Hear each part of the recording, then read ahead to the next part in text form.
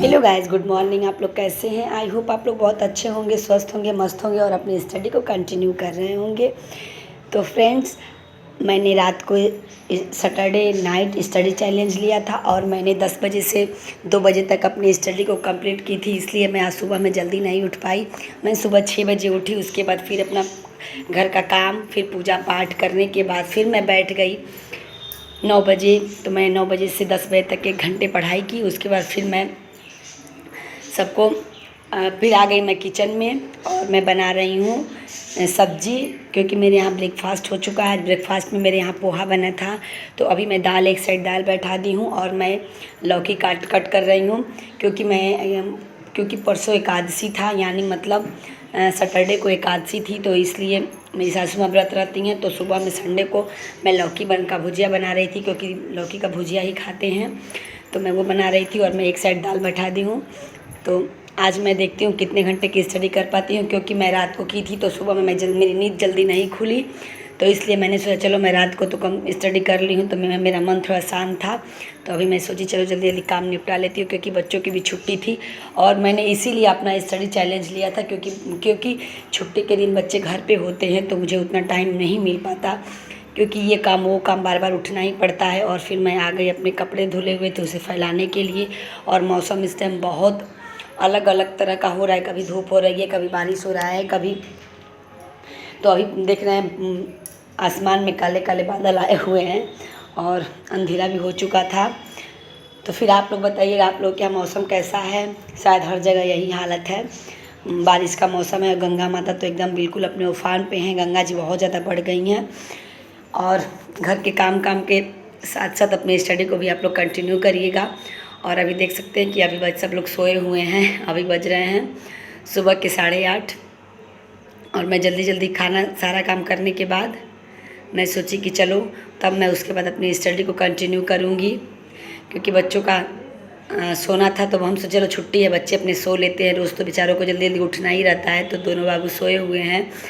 उसके बाद फिर मैं जब घर का काम कर लूँगी, यानी मैं 9 बजे तक सारा काम करने के बाद मैं बच्चों को उठा चुकी थी। उसके बाद उन लोगों को दूध देने के बाद तब मैं बैठी स्टडी करने के लिए। और जल्दी जल्दी मैं सोचती हूँ कि जल्दी जल्दी सारा काम हो जाए, कि जितना मैं समय अपने लिए बचा सकूँ, क्योंकि हमें समय मिलता नहीं, हमें समय चुराना पड़ता है। हम लोग जितना जल्दी सोचेंगे उतना जल्दी अपने काम को फिनिश करेंगे और उसके बाद फिर अपनी स्टडी में लगेंगे, क्योंकि ऐसे समय तो हम लोगों को मिल नहीं पाएगा, क्योंकि बहुत सारे काम होते हैं घर में। एक हाउसवाइफ जो होगा वो समझ सकता है कि और फिर 2 बच्चों को लेके स्टडी करना बहुत मुश्किल है। और आज है संडे, तो मैं सब काम ख़त्म कर चुकी हूँ और पढ़ने के लिए बैठ चुकी हूँ। तो मैं आप लोगों को एक चीज़ बता दूँ कि मैं रोज़ 1 क्लास या फिर 2 क्लास इंग्लिश का देखती हूँ, जिससे कि मैं कुछ सीख सकूँ। और फिर मैं DSSB का भी मैंने फॉर्म फिल किया, उसकी डेट तो अभी नहीं है, लेकिन इंग्लिश उसमें आता है। तो मैं सोचती हूँ कि चलो 2 घंटे कम से कम पढ़ूंगी तो कुछ तो सही रहेगा, क्योंकि मुझे पता नहीं क्यों इंग्लिश सीखना मुझे बहुत अच्छा लगता है। मैं सोचती हूँ कि मैं कुछ सीख लूँ, मेरा सब्जेक्ट तो नहीं रहा है, लेकिन फिर भी मैं कोशिश करती हूँ कि मैं कुछ ना कुछ सीख लूँ। तो मैं देखिए और मैं लूसेंट की बुक से और मैं खान सर पे फाउंडेशन बैच है इंग्लिश का, मैं वहाँ से देखती हूँ। तो फिर चलिए स्टार्ट करते हैं। जैसा मैं आप लोगों को पीछे वीडियो में बताई हूँ कि मैं 1 से 2 क्लास इंग्लिश की ज़रूर देखती हूँ। तो यहाँ पे खान सर का फाउंडेशन बैच चलता है, यानी खान सर के ऐप में नहीं, यूट्यूब चैनल पे पड़ा हुआ है फाउंडेशन बैच। तो मैं उसी से इंग्लिश सीखने की बहुत कोशिश करती हूँ, क्योंकि देखिए जीवन में जब बच्चे बड़े होते हैं, जब बच्चे होते हैं, जब बच्चों की पढ़ाई स्टार्ट होती है, तब समझ में आता है कि मैंने कहीं ना कहीं बहुत बड़ी भूल कर दी है। और उसे हमें अब भी बहुत समय है, अब भी आप सीख सकते हैं। क्योंकि जब मैं बच्चे को पढ़ाने बैठती हूँ तो ऐसे ऐसे प्रोनाउंसिएशन आते हैं, ऐसे ऐसे शब्द आते हैं जिसे मुझे बोलने में बहुत परेशानी होती है। तो इस चीज़ को ध्यान में रखते हुए, और हमारे सब्जेक्ट में भी जैसे आप कोई अदर स्टेट का एग्ज़ाम देते हैं, अगर उसमें जनरल पेपर है तो उसमें इंग्लिश पूछता है। जैसे आप KVS का एग्ज़ाम देते हैं तो इंग्लिश पूछता है। तो सीखना बहुत ज़रूरी है। इंटरव्यू भी इंग्लिश में होते हैं, DSSB के एग्ज़ाम है उसमें इंग्लिश पूछता है। तो ये पढ़ना बहुत ज़रूरी है। मानते हैं कि आर ओ है तो उसमें इंग्लिश नहीं है, उसमें हिंदी 60 मार्क्स के आते हैं। मगर फिर भी मैं GK GS को ऐसे लेके चलती हूँ। तो मैं एक इंग्लिश को भी उसमें 2-4 घंटे अपना धीरे धीरे समय दूँगी, तो मेरे आगे के जो भी एग्ज़ाम होंगे मेरे लिए अच्छा रहेगा उसकी तैयारी के लिए। तो मैं यहाँ पे 2 घंटे यानी 2 क्लास, तो मैं 2 से 3 क्लास में देख ही लेती हूँ इंग्लिश की, उसके बाद फिर मैं उसका रिवीजन करती हूँ। और सबसे अच्छी बात यह है कि सर जब पढ़ाते हैं तो वोकेबलरी यानी कि सिनोनिम्स और एंटोनिम्स सबसे पहले 10 रोज़ 10 इनका सिनोनिम्स एंटोनिम्स होता है, जैसे कि आप उसको पढ़ेंगे, आप रिवीजन भी कर सकते हैं।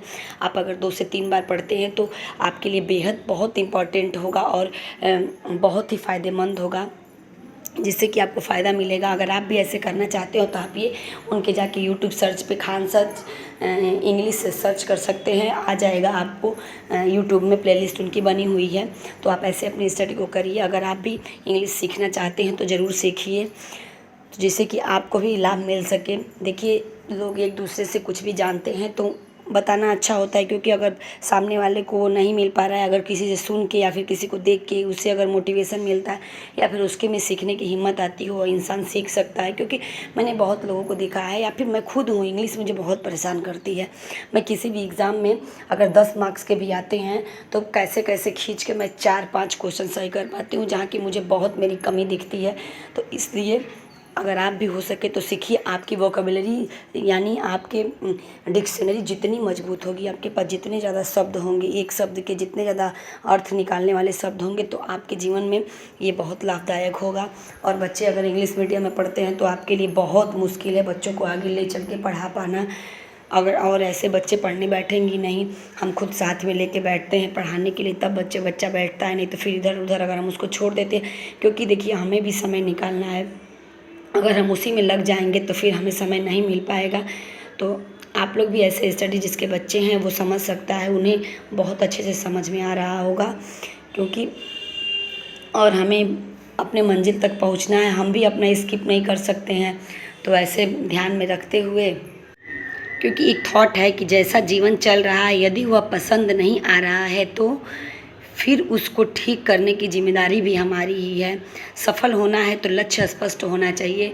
क्योंकि अगर हमारा जीवन ऐसे नॉर्मली चल रहा है और हम मुझे पसंद नहीं आ रहा है, मैं ये सोच रही हूँ कि नहीं, कहीं ना कहीं मैं भूल कर रही हूँ, तो उसे सही करने की भी जिम्मेदारी हमारी है। जब तक हम अपने आप को उसके प्रति ज़िम्मेदार नहीं बनेंगे, हम उसको अपनी ज़िम्मेदारी मान के नहीं चलेंगे, अपने साथ लेके नहीं चलेंगे, तो नहीं हो पाएगा। तो इसलिए कभी भी, और एक चीज़ और है, कभी भी उम्मीद न छोड़िए। क्योंकि जब आप सफल होना चाहते हैं तो आपका लक्ष्य स्पष्ट होना चाहिए कि मुझे ये चीज़ करनी है। क्योंकि अगर आप लक्ष्य स्पष्ट नहीं रखेंगे तो आप अपने मंजिल तक नहीं पहुंच पाएंगे। तो फिर ऐसे मैं अभी इंग्लिश की यही, मैं वहाँ से अब नाउन पढ़ा रहे थे सर, तो मैं नाउन को देख रही थी।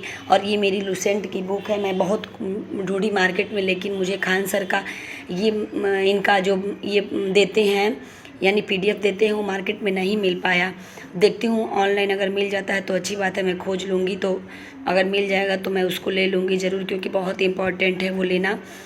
और अभी आगे अभी आप लोगों को देखने को मिलेगा, तो वीडियो में लास्ट तक बने रहिएगा, क्योंकि बच्चों की अलग ही कुछ मस्ती चलती रहती है। क्योंकि मैं सोचती हूँ कि चलो कुछ समय बच्चों के साथ देना बहुत ज़रूरी है। सारा दिन अगर हम पढ़ते रहेंगे तो हमारा भी कहीं ना कहीं दिमाग ये बोल देगा कि थक जाएगा। तो जब आप पढ़ लीजिए तो थोड़ा बहुत बच्चों के साथ एंजॉय कर लीजिए। आप थोड़ा बहुत कुछ ऐसी चीज़ें देख लीजिए जिससे कि आपको मोटिवेशन मिले। अगर आप थक जाते हैं तो कुछ ऐसा हंसने वाला चीज़ देख लीजिए जो आपको अच्छा लगे, जो आपके मन को सुकून देता हो। और देखिए, दिन में ज़रूरी है कि हंसना बहुत ज़रूरी है। जितना आप स्ट्रेस लेंगे आप आगे नहीं बढ़ पाएंगे। और देखिए, आज आसमान में क्या निकला हुआ है, हम लोग इंद्रधनुष बोलते हैं, और बहुत अच्छा लग रहा था। बाबू जल्दी जल्दी बुलाए, मम्मा आओ देखो आसमान में इंद्रधनुष निकला हुआ है। तो मैं गई देखने के लिए, चिल्ला रहा था रेनबो रेनबो रेनबो। तो मैं गई देखने के लिए, बहुत मज़ा आया, अच्छा लगा। और आगे देखिए गंगा माता हमारे यहाँ कितनी उफान पे, मैं आप लोगों को आगे दिखा रही हूँ। बहुत तेज़ गंगा माता बढ़ रही हैं और यहाँ पे बहुत ज़्यादा मतलब बाढ़ आने की बहुत संभावना है। तो फिर चलिए मैं वीडियो का यहीं पे एंड करती हूँ, और लाइक शेयर सब्सक्राइब जरूर।